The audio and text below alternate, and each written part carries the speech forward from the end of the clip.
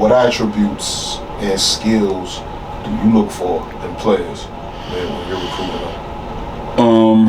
I think for me, man, it's more, you got to be able to do some different things. I mean, you personalize. Certain players get to just catch and shoot, right? But I think if you're able to,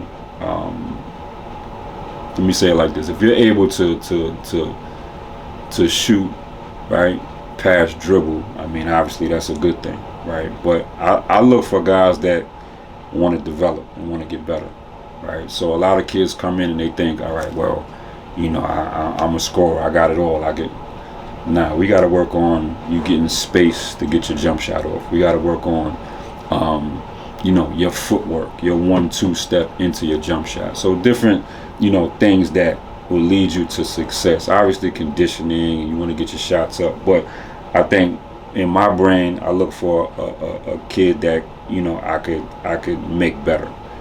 I don't look at you and say, okay, that's the finished product. I want him. I want somebody that I could work with. And that's what a lot of kids will tell you, especially my guy that played this year. He'll tell you he came in and he was just like, but he led the country in scoring for a reason. And so, you look for different things, but I think for me it's more attitude. Can you be a good teammate? Right? Can you come to the bench knowing that you've had a bad game and not sulk and sit on the end of the bench and not give everybody 5 when you come out? Little things like that I think are important, because I think for me it's chemistry. Going back to high school days, right? If you have good chemistry, then the teams, you know what I'm saying, it's more opportunity for you to win. So I think along with the skill, it's the attitude. Mm-hmm. Along with the skill, it's the attitude, and once again, something we could work towards and work on. Because you come here, you come here for a reason, not a finished product. Right. So what can we do to make you better? You got 2 moves, but where's your counter? Mm-hmm. Right? So let's work on that. Just something to kind of improve your game. But I think with me, first of all, it's attitude. It's the hard work piece. And can you be coachable? Because everybody doesn't respond to certain coaching. Right. Where I come from is old school. Like I said, I can adjust, but I still have to be able to yell at you and tell you certain things I want on the court without you getting an attitude or holding that against me. You know what I'm saying? So, but I think for me it's more just trying to find the right kids to surround and be coaches on the floor. Because once again, I could tell you what to do. I wish I could get out there, but I can't. So you guys have to, understand what's being asked of you. Go out there and do it, but be coachable. And I think that's the main thing. Be coachable. Most definitely. Switching gears, I do want to speak about how a lot of former players do want to get into coaching, but some struggle with where to start. Some struggle getting in. You got certain media people who love to speak about former players struggling coaching and basically rooting for it. You got guys rooting for Penny to lose his job. So I want to speak on that. Why do you think it is though? Because there is some truth to former players adjusting to coaching. I know something that I've observed is a lot of guys who were studs struggle accepting that they were the exception and that the guy you're coaching is not the exception. Right. And there's a bunch of other layers and wrinkles to that as well. What do you think it is? What do you think it is that has some former players struggling coaching?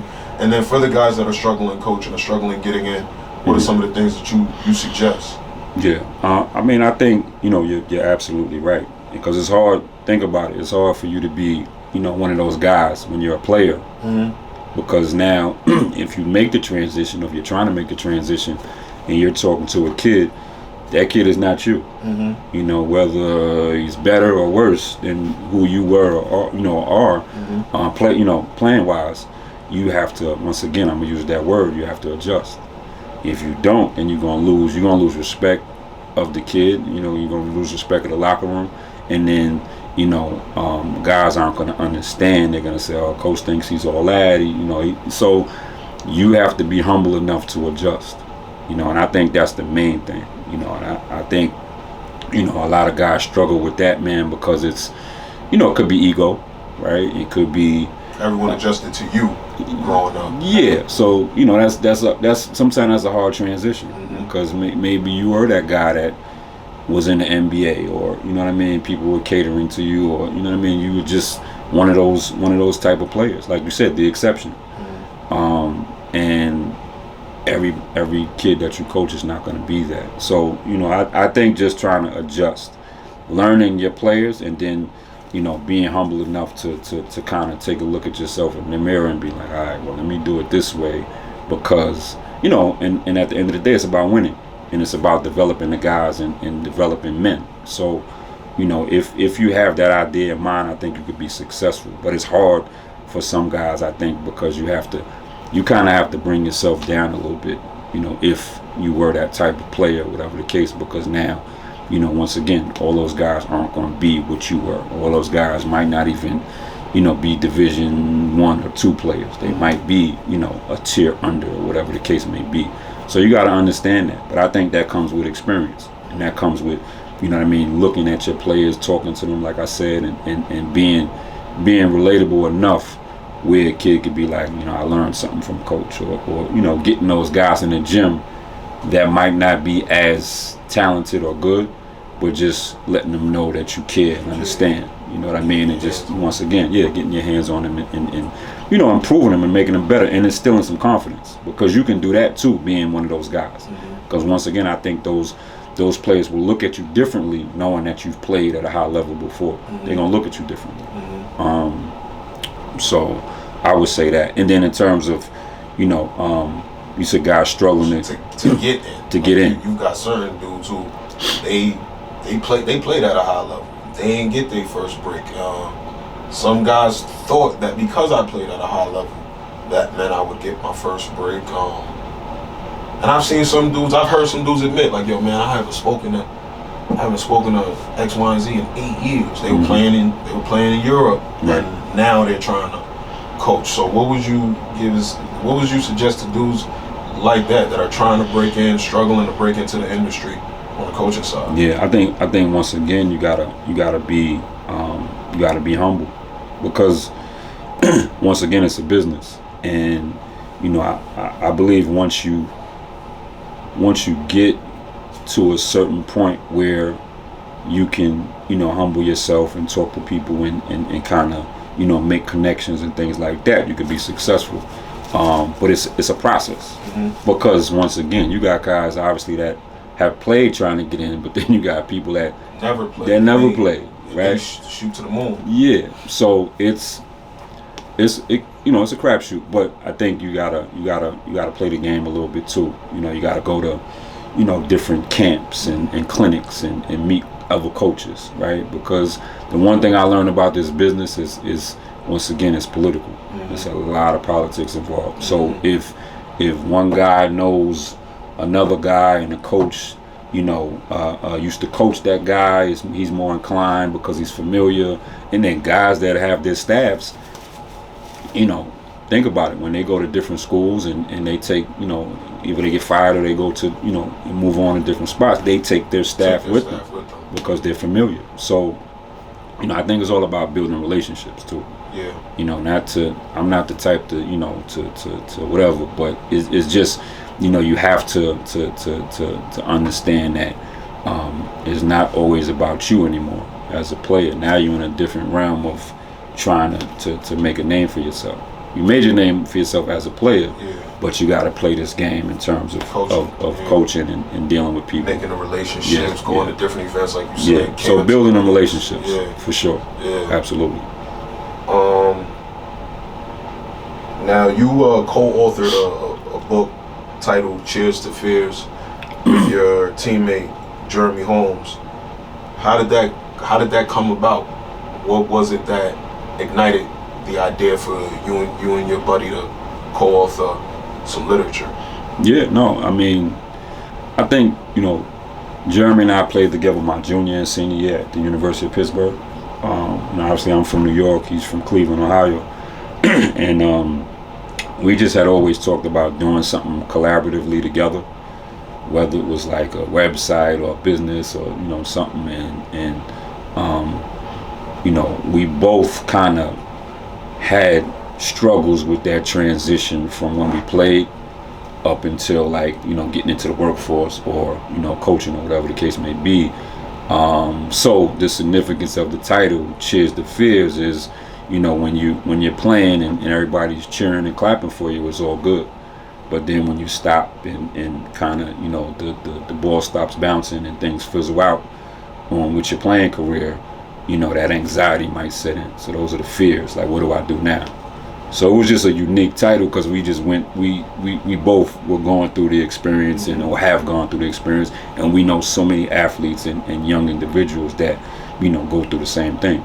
So it's like, you know, once again, you go through, whether you play pro or not, you're still gonna have a drop off to where, you know, you're not playing anymore and you got to get into the workforce because, you know, we all gonna be probably older way longer than we're younger. Right? So, you know, you got to figure it out. So yeah, that's right. absolutely I was thinking, like, somebody said it. Yeah, that's chic. But so that was the significance, man. So we decided, man, let's write it for obviously for athletes and young, you know, people in that struggle, but something that everybody can relate to, because you might, you know, be a doctor, lawyer, you know, and that might fizzle out, and now you have to transition into another position doing something else. So it you know, when we put it out, you know, some years ago, I think it's been 3 or 4 years now, but it touched different people that don't even play sports. Ball. Yeah, because what you just said about being a doctor, a lawyer, unfortunately, I don't even know how human beings get out of this, but what we do becomes who we are. Right.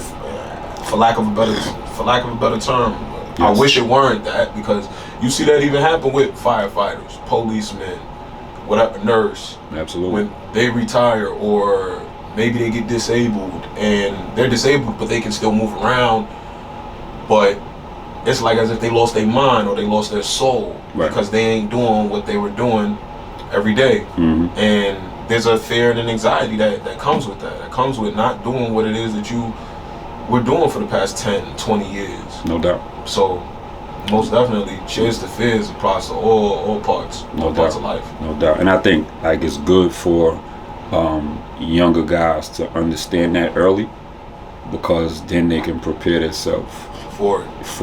You know, if you really pay attention and listen to people that have gone through it, then you kind of, you know, you can understand it quicker, and then you don't have those guys that are walking around, you know, what do I do now? You know, you position yourself, you know, enough to try to transition into something, right? Because, you know, who wants to be without a job, right, or without working? And so, you know, and once again, the ball is only going to bounce for so long.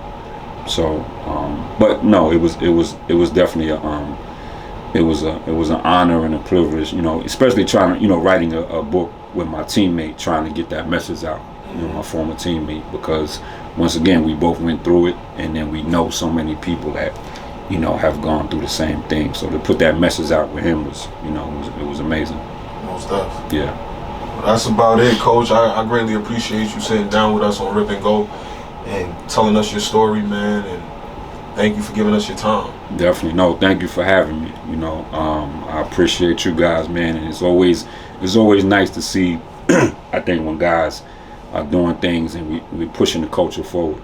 You know, basketball is something that brings people together. Sports bring people together. So I think, you know, what you guys doing this and making an impact in the community and in the basketball world, you know, we push the culture forward, you know, whether the stories are, you know, older or kind of the newer stories, man, they all link. You know, they all link together, man. So I appreciate you having me and giving me the platform to kind of tell my story, but understanding that, you know what I'm saying, it can help somebody as well. Most definitely. I appreciate you. Most definitely. Thank Appreciate you. you. All right, for sure. Thank you. All right.